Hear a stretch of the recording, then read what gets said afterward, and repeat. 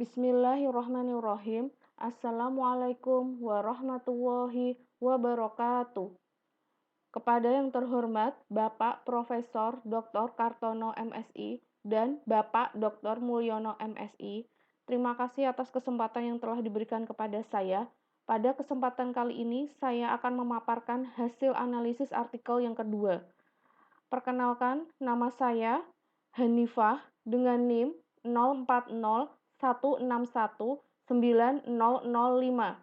Saya adalah mahasiswa program Doktor Pendidikan Matematika Pasca Sarjana Universitas Negeri Semarang. Pertama-tama, saya akan memaparkan mengenai rancangan disertasi saya yang berjudul Kemampuan Representasi Matematis berdasarkan Cell Efficacy Siswa pada Model Eliciting Activities dengan Strategi Scaffolding. Untuk rumusan masalah dalam rancangan disertasi ini, yang pertama, yaitu apakah kemampuan representasi matematis siswa pada pembelajaran model eliciting activities dengan strategi scaffolding mencapai ketuntasan secara individual.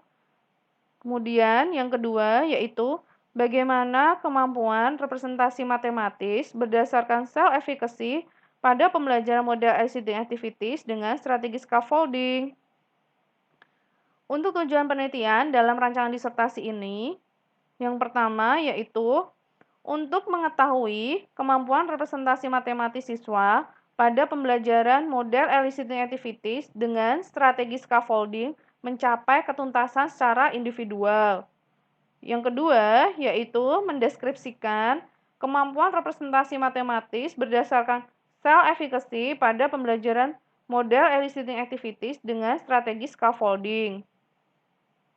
Untuk manfaat penelitian dalam rancangan disertasi ini, yaitu yang pertama, siswa memperoleh pembelajaran bermakna guna meningkatkan kemampuan representasi matematis melalui pembelajaran model eliciting activities dengan strategi scaffolding. Yang kedua, yaitu memberikan gambaran kepada guru tentang kemampuan representasi matematis berdasarkan cell efficacy. Untuk kebaruan dalam rancangan disertasi ini yaitu terdapat sebuah model pembelajaran yaitu model eliciting activities dengan strategi scaffolding untuk dapat meningkatkan kemampuan siswa.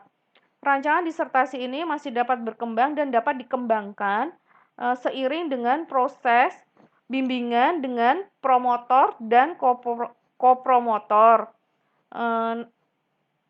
Nantinya akan ada saran, masukan untuk kemajuan rancangan disertasi ini. Rancangan penelitiannya yaitu penelitian yang pertama mengenai kemampuan representasi matematis dan cell efficacy. Pada penelitian yang pertama ini membahas mengenai indikator-indikator tentang kemampuan representasi matematis dan cell efficacy. Penelitian ini merupakan penelitian studi literatur. Penelitian ini sudah diseminarkan pada seminar internasional di Universitas Ahmad Dahlan, Yogyakarta. Untuk penelitian yang kedua, yaitu mengenai model eliciting activities dengan strategi scaffolding. Pada penelitian ini membahas mengenai langkah-langkah model eliciting activities dengan strategi scaffolding. Kemudian, untuk penelitian yang ketiga, yaitu instrumen kemampuan representasi matematis dan cell efficacy dalam model eliciting activities dengan strategi scaffolding. Pada penelitian yang ketiga ini akan membuat sebuah instrumen kemampuan representasi matematis dan cell efficacy dalam model eliciting activities dengan strategi scaffolding. Berdasarkan penelitian 1, penelitian 2, dan penelitian 3, maka dapatlah disusun sebuah rancangan disertasi yang berjudul Kemampuan Representasi Matematis berdasarkan Cell Efficacy Siswa pada Model Eliciting Activities dengan Strategi Scaffolding.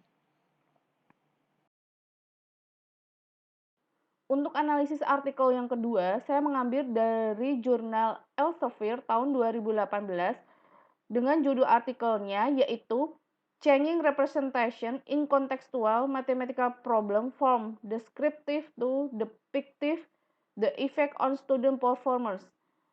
Penulis dalam artikel ini yaitu Kees Hoogland, Jeb de Koning, Arthur Beckers, Birgit E.U. Pepin, Koeno Gravenmachers yang berasal dari University of Applied Science Utrecht, the Netherlands. Ini adalah artikelnya. Artikel ini akan saya gunakan untuk memperkuat argumen dalam latar belakang rancangan penelitian disertasi saya. Latar belakang dalam artikel ini yaitu yang pertama, prestasi siswa yang rendah disebabkan karena kurangnya siswa dalam memahami situasi masalah dalam kehidupan nyata. Yang kedua, menurut Boaler tahun 1993 yang menyatakan bahwa siswa seringkali kesulitan menyatakan masalah dalam kehidupan nyata ke dalam representasi matematis di sekolah.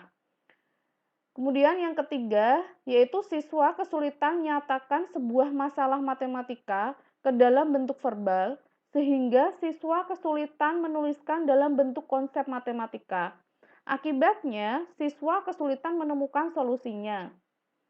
Kemudian yang keempat, yaitu hal ini sejalan dengan Thomson, Philip, Thomson, dan Boyd tahun 1994 yang menyatakan bahwa siswa di dalam kelas lebih sering menyelesaikan masalah dengan pendekatan numerik dengan langsung melakukan perhitungan tanpa memahami situasi masalahnya. Kemudian kajian teori dalam artikel ini yaitu yang pertama, Mayer pada tahun 2005 menyatakan bahwa kombinasi teks dan gambar dapat menghasilkan pembelajaran yang lebih baik.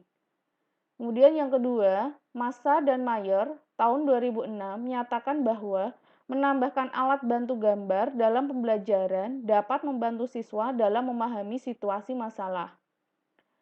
Yang ketiga yaitu hal ini sejalan dengan Plasch, Chan, Mayer, dan Leutner tahun 1998 yang menyatakan bahwa hasil belajar yang baik menggunakan verbal dan visual.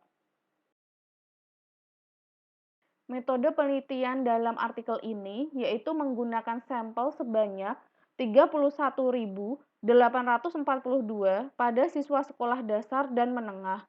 Pengumpulan data dengan menggunakan instrumen tes. Penelitian ini merupakan penelitian deskriptif kualitatif.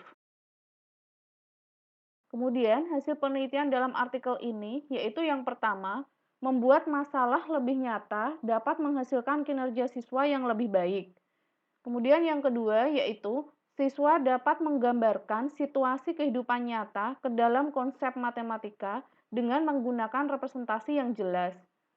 Kemudian yang ketiga yaitu representasi dapat membantu siswa membuat model matematika yang dapat mengarah pada keberhasilan dalam pemecahan masalah matematis. Kemudian yang keempat yaitu siswa mendapat skor yang lebih baik pada masalah berhitung di mana situasi masalahnya direpresentasikan dengan menggunakan penggambaran yang relevan. Kesimpulan dalam artikel ini yaitu yang pertama, efek positif pada hasil belajar siswa dengan membuat representasi matematis dari suatu masalah nyata. Kemudian yang kedua yaitu skor siswa lebih baik dalam masalah berhitung yang dikaitkan dengan representasi dari suatu masalah nyata. Kemudian yang ketiga yaitu pemecahan suatu masalah terasa lebih mudah dengan penggunaan representasi visual maupun verbal. Saran untuk artikel ini yaitu yang pertama, dalam representasi verbal untuk mengurangi kelemahan siswa dalam mencari solusi pemecahan masalah yang berkaitan dengan kehidupan nyata, sebaiknya siswa dalam mengkonstruksi konsep matematika menggunakan bahasa yang sederhana dan mudah dimengerti. Kemudian yang kedua yaitu dalam representasi visual untuk pemilihan gambar harus relevan dan konsisten dengan konsep dan model matematika yang terlibat dalam pemecahan masalah. Kemudian yang ketiga yaitu bagi para guru untuk dapat mengembangkan kemampuan representasi matematis siswa dengan cara memberikan ragam soal matematika yang menggunakan objek dan media dalam pembelajaran. Kemudian yang keempat yaitu kemampuan representasi matematis dapat dikembangkan menjadi lebih baik dengan cara giat berlatih mengerjakan soal-soal pemecahan masalah. Sekian presentasi dari saya. Apabila ada kekurangan dan kesalahan, saya mohon maaf yang sebesar-besarnya.